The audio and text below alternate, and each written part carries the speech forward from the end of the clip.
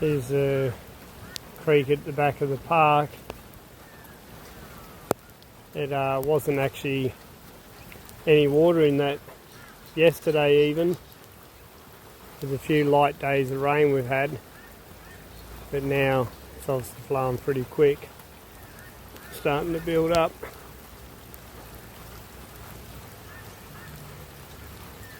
So Ron, the owner of the park, has built this floodway fence. It goes right round, so it would actually help to keep the water out.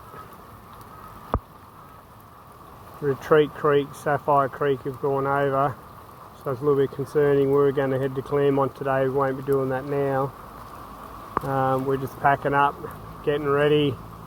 I mean, there wasn't a drop of water on that road 6 o'clock this morning, 8 o'clock now, and yeah, water's starting to go over it. So yeah, not good.